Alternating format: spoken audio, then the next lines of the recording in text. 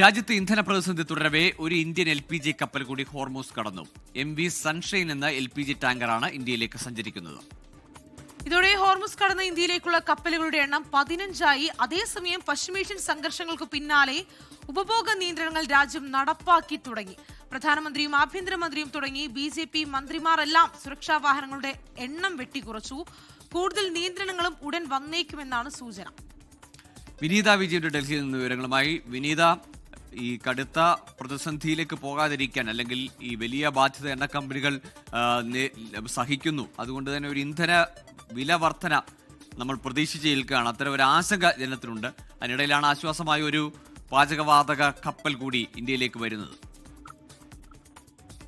Google രാജ്യത്ത് ഇന്ധന പ്രതിസന്ധി തുടരവെ ഒരു ഇന്ത്യൻ LPG കപ്പൽ കൂടി ഹോർമുസ് കടന്നിരിക്കുകയാണ്. MV സൺഷൈൻ എന്ന LPG ടാങ്കറാണ് ഇന്ത്യയിലേക്ക് സഞ്ചരിക്കുന്നത്. ഇതോടെ ഹോർമുസ് കടന്ന ഇന്ത്യയിലേക്കുള്ള കപ്പലുകളുടെ എണ്ണം അത് 15 ആയിട്ടുണ്ട്. അതേസമയം പശ്ചിമേഷ്യൻ സംഘർഷങ്ങൾക്ക് പിന്നാലെ ഉപഭോഗ നിയന്ത്രണങ്ങൾ രാജ്യം നടപ്പാക്കി തുടങ്ങിയിട്ടുണ്ട്.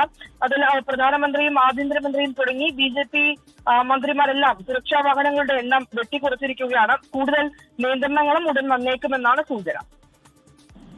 ശരി, ഏതായാലും ഇന്ധന വില വർധന ഉണ്ടാവാതിരിക്കട്ടെ.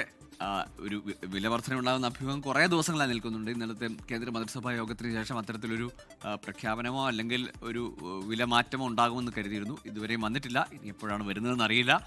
ഒരു പാചകവാതക കപ്പൽ കൂടി ഇന്ത്യയിലേക്ക് എത്തിയിരിക്കുന്നു.